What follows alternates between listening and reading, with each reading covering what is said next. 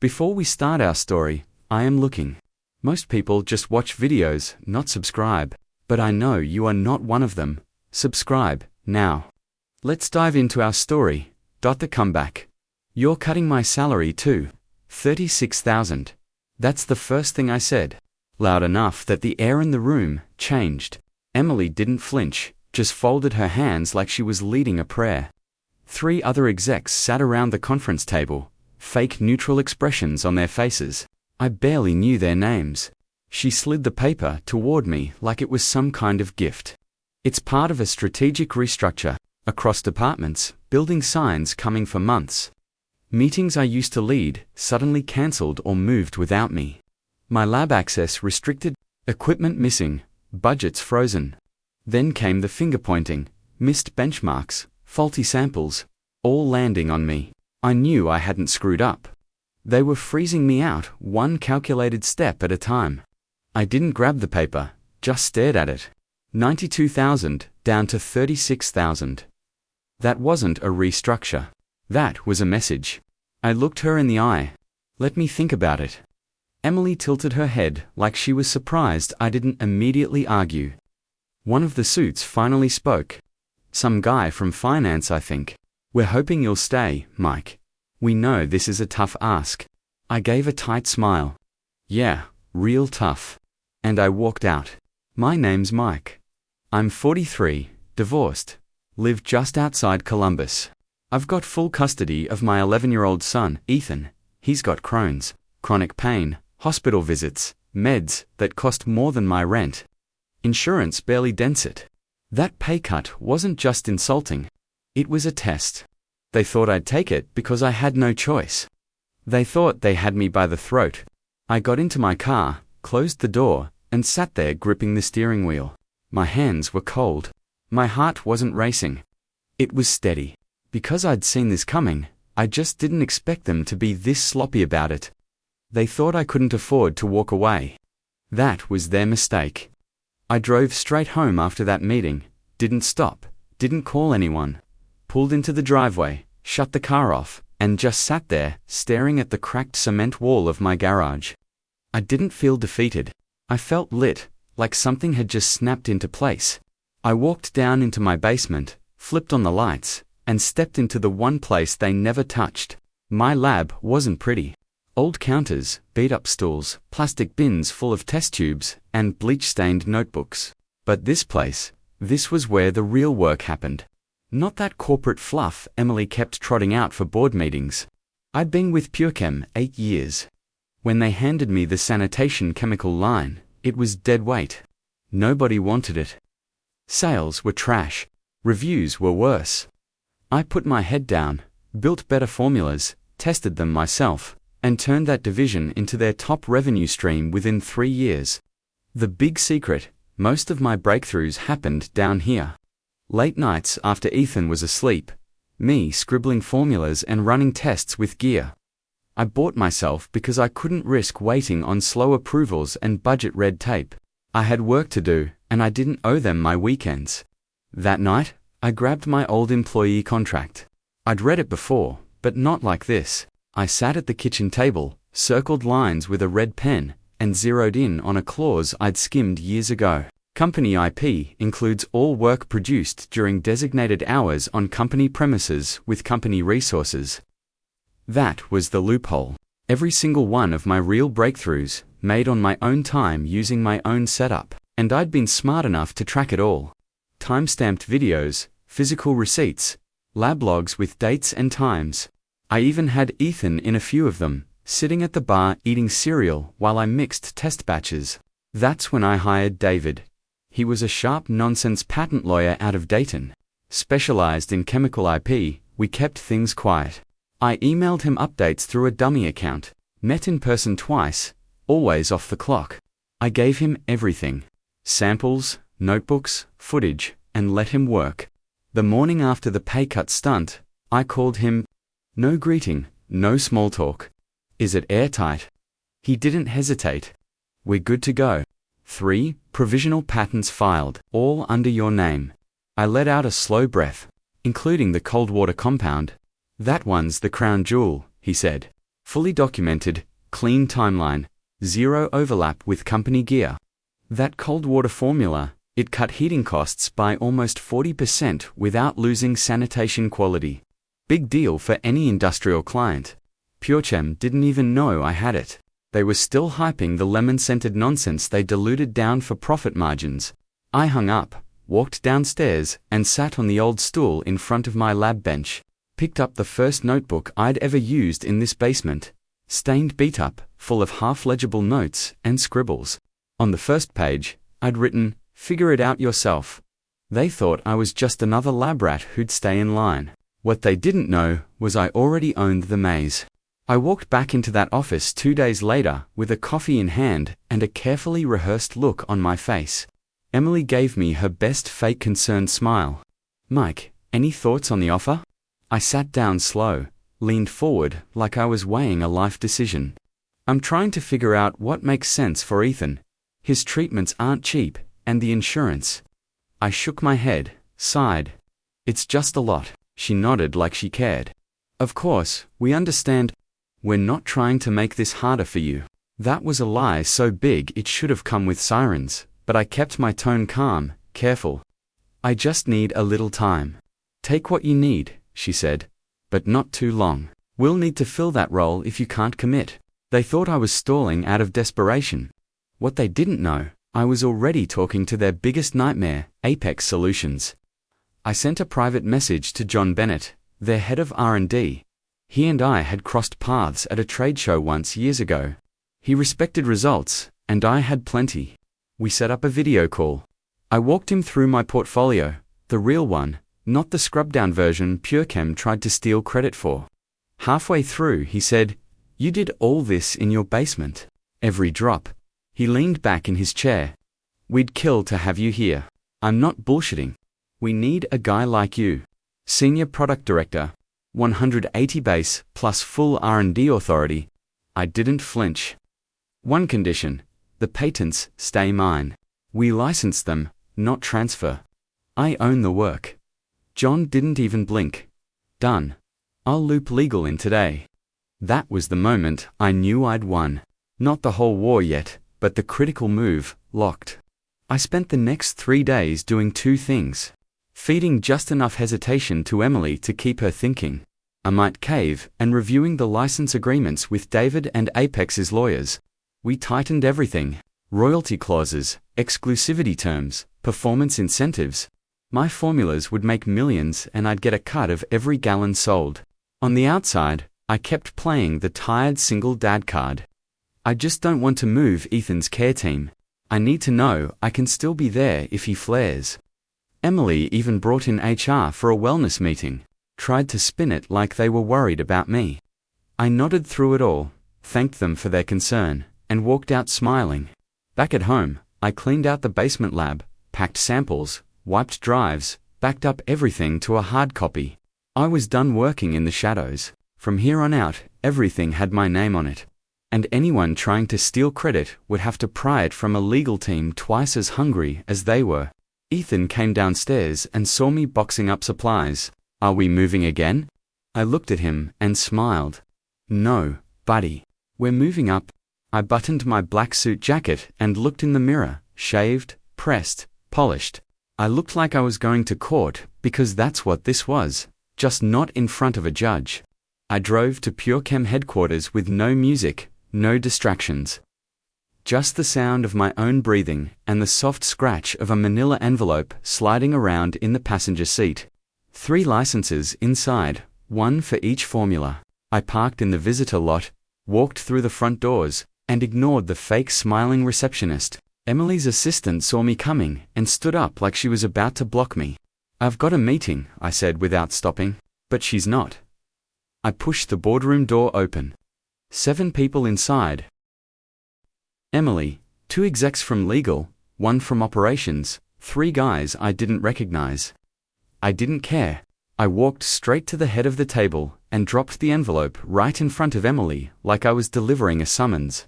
Licensing offer $4,250 per formula per month. That's $12,750 total.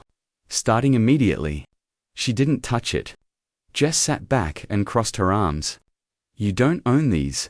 I opened the envelope, pulled out the patent filings, and spread them across the table like playing cards. Actually, I do. Filed, timestamped, and documented. Every compound developed outside your walls, off your clock, with my own gear. One of the legal guys leaned forward. That's a stretch. You used proprietary data in some of this testing. We can tie it back to the company. I looked right at him. You can try, but if you push this, discovery is going to get messy. Pretty sure your servers still have Emily's emails suggesting I be phased out quietly before Q3. That's just the tip. Emily's eyes narrowed, but she stayed quiet. I wasn't done. And just so we're clear, this isn't a negotiation. I've already accepted a senior director position at Apex. My start date's Monday. These licenses are exclusive. You've got until Friday to sign. After that, they're gone. The room went dead still. One of the unfamiliar guys, VP of something probably, picked up a sheet, skimmed it, and said, "If this formula works as claimed, we're going to lose half our margin without it." Emily finally spoke, her voice low and tight. "We made you. You don't walk away from everything we invested and hold us hostage like this." I leaned in, steady. "No, you underestimated me." "That's different." She stood up like that was supposed to rattle me. "You've got a kid, right? Crohn's. What happens when your new job doesn't work out?" I smirked. "What happens when your board finds out you let the company's top IP walk out the door and gave the competition full market access?" No one answered. One of the younger execs finally asked, "Are you open to an annual licensing deal instead of monthly?" I shook my head. "Nope. Monthly keeps you honest, keeps me in control." "You want stability? Don't screw me next time." Emily's mask cracked for real. Then her jaw tightened, her voice hard. "This isn't over." I picked up the empty envelope and walked to the door. "For you, maybe, for me." It just got interesting. I didn't even make it to Friday. They caved in 2 days. I got the call from their legal team Wednesday afternoon. Contracts signed, funds wired, licensing deal active. $12,750 a month, every month, just to keep using the formulas they tried to steal for free. By the following week, Emily was out. No press release, no big goodbye, just gone. One day, she was head of operations. The next, a blurry internal memo about organizational shifts and performance realignments. I knew what that meant. Somebody higher up finally looked close enough to realize how bad she'd screwed up. Friday rolled around, and for once, I wasn't scrambling. I had a real paycheck coming, Apex onboarding scheduled, and more leverage than I'd ever had in my life. So, I took the afternoon off, and picked Ethan up early from school. He came running out with his backpack bouncing off one shoulder. "What's going on? Did I forget a doctor thing?" "Nope," I said, unlocking the car. "I figured we deserved a break." He buckled in, gave me a look. "Are we celebrating?" "Yeah," I said. "We are. We hit a burger spot off the interstate. Place with real fries. None of that freezer bag crap." Ethan got a triple cheeseburger and a milkshake that was more candy than ice cream. I didn't even care about the sugar. He was smiling. For the first time in a long time, I saw the kid under the diagnosis. On the way home, we passed the animal shelter, and on impulse, I turned in. Ethan sat up in his seat. "Wait, are we getting a dog?" "I don't know," I said. "You tell me." 30 minutes later, we walked out with a scrappy little mutt missing half an ear. Brown fur, crooked tail, and a growl like she'd seen some rough days. Ethan was petting her head in the back seat. "She looks like a survivor." I looked at him in the rearview mirror. "So do you." We named her Daisy, not because of her color, but because she was tough under pressure, like an old bolt that still held tight when everything else came loose. That night, she curled up at Ethan's feet while he did homework. I sat on the couch, laptop open, looking at the Apex onboarding docs, and felt something I hadn't felt in years. I wasn't scrambling. I wasn't being cornered. I wasn't being used. I had taken the hit back harder, and came out on top. The first time I walked into my new lab at Apex, I didn't say a word. Just stood there a second, taking it all in. My name was on the glass door. Real lab, real team, real budget, and no one second-guessing whether I belonged there. I had full control: hiring, testing, project flow. If something worked, it moved. If it didn't, we scrapped it and pivoted. No dragging ideas through 5 layers of politics. The team sharp, no egos, no game playing, people who gave a damn about doing the job right. We worked fast, clean, and honest. 2 weeks in, I was reviewing a batch of reports when Ethan came into my home office. Daisy followed him like a shadow. He leaned on the doorway, studying me. "You look different, Dad." I raised an eyebrow. "That's so." He nodded. "Like that day we went camping and you fell asleep under the stars." I didn't have an answer for that. Just smiled and kept reviewing test notes with a little more pride in my chest. Later that night, my phone buzzed. Unknown number, but local area code. I picked up. "Hey, it's Tom from PureChem. I was in your division a while back. Junior chemist." I remembered him. Smart, quiet, stayed out of drama. He cleared his throat. "Figured you should know. They're trying to reverse engineer your formulas. Word is legal thinks if they tweak a few compounds, they can work around your patents." I sat up straight. "They won't pull that off without serious exposure." "Yeah, well, Parker's running the show now. Doesn't care about exposure, just numbers." I thanked him, hung up, and called David. Filled him in. He listened, didn't say much until I finished. Then he said, "We need to move fast. You need something harder to mimic. You ready to go bigger?" "Already thinking about it," I said. That night, I sat in the garage while Ethan slept upstairs. Daisy curled at my feet, snoring. I pulled out a notebook and started sketching. Not just a product, a system.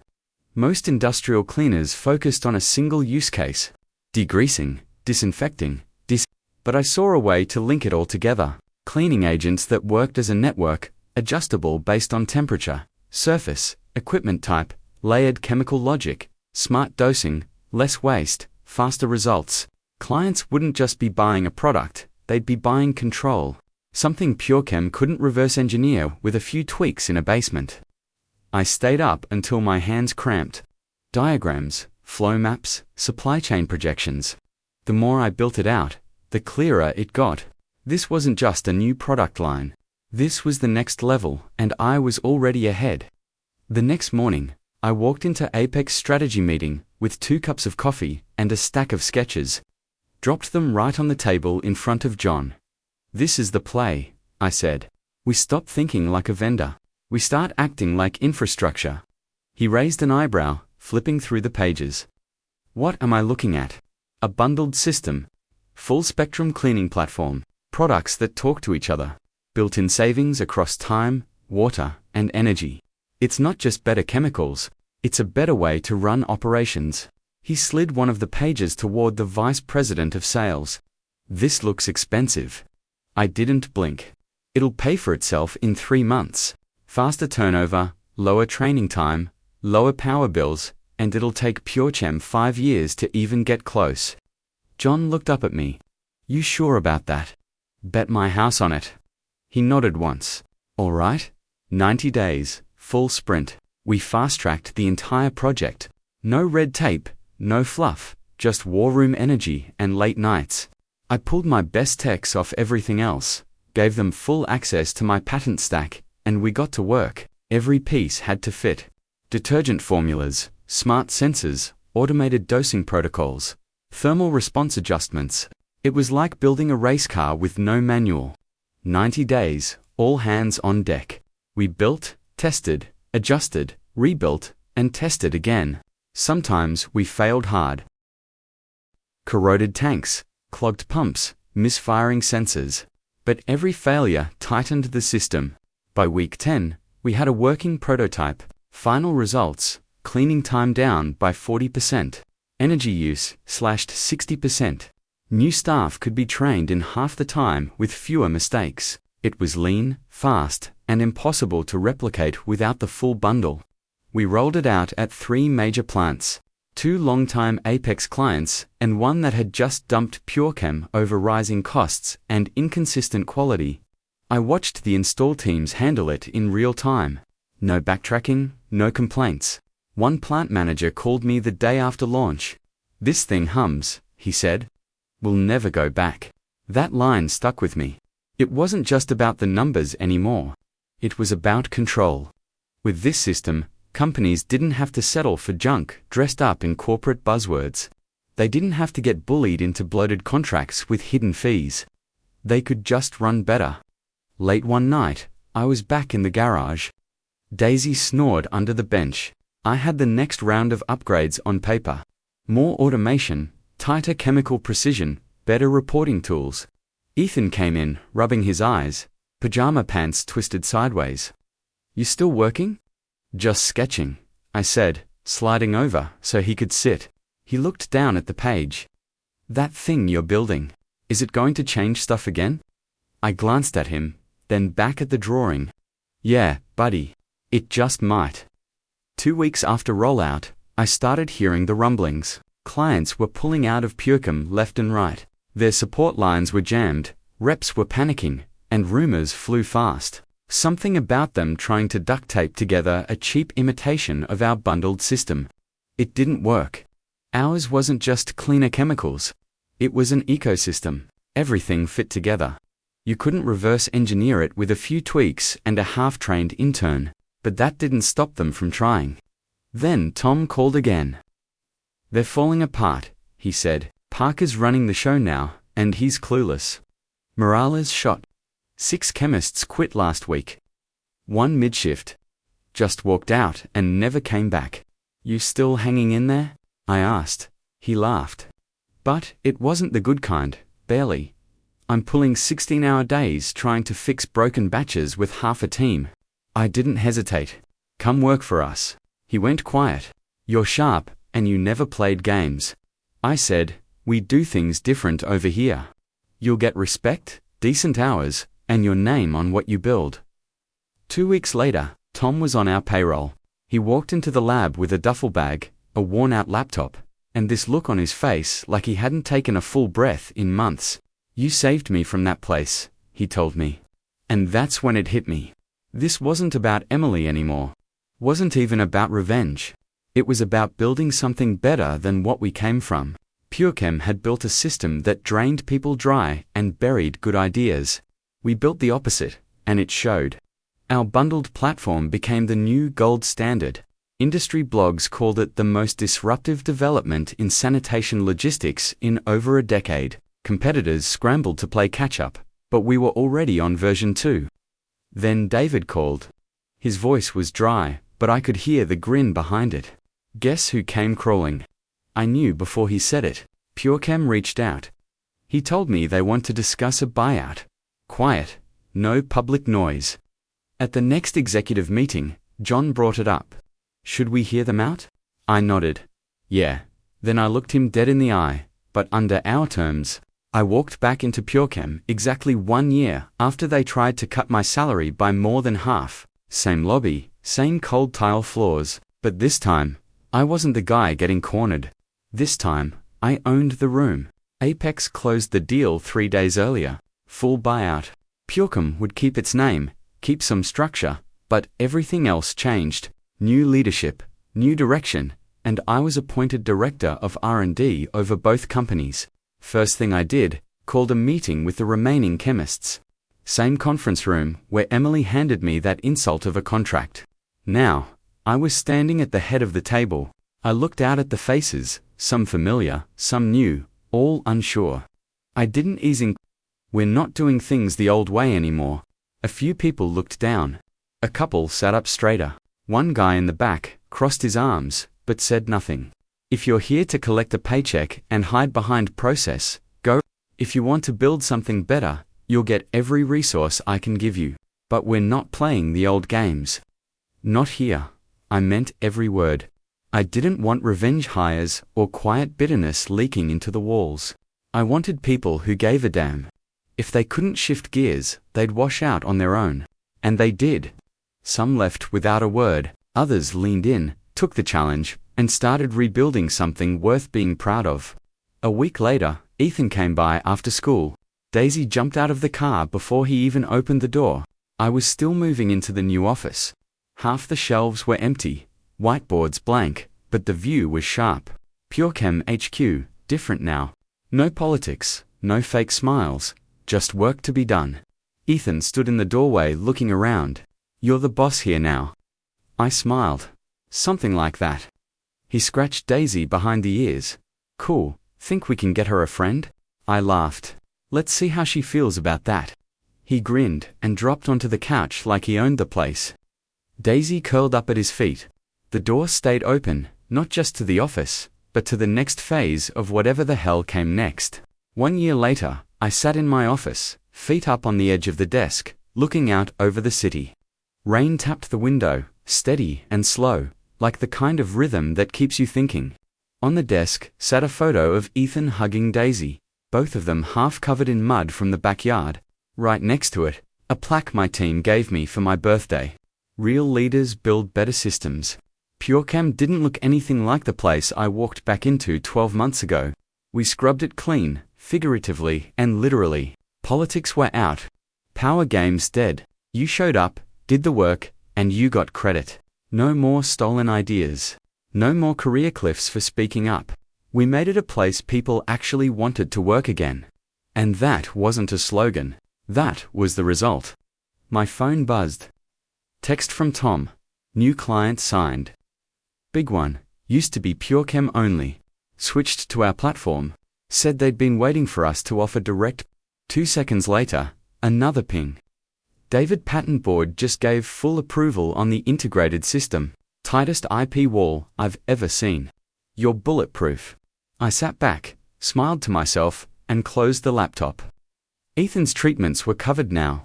No back and forth with insurance. No waiting on paperwork while his symptoms got worse. His health was solid. Weight was up. Energy back. He just got into a summer science program. Competitive one out of Chicago. He earned it. Kids sharp. I looked around the office. Clean lines, tall shelves, sharp light coming through the glass. Not a trace of the old culture left. That day in Emily's office flashed in my mind, her pushing that paper across the table like she was doing me a favor, like she expected me to fold. What she didn't know, she was handing me the start of all this. That pay cut wasn't a punishment. It was fuel. I didn't yell, didn't throw a fit, didn't burn the place down. I documented, I planned, They had titles, budgets, board seats. They had the illusion of power. I had a plan, and I made it count. In the end, the quietest moves made the loudest impact. No one saw it coming, but they damn sure felt it.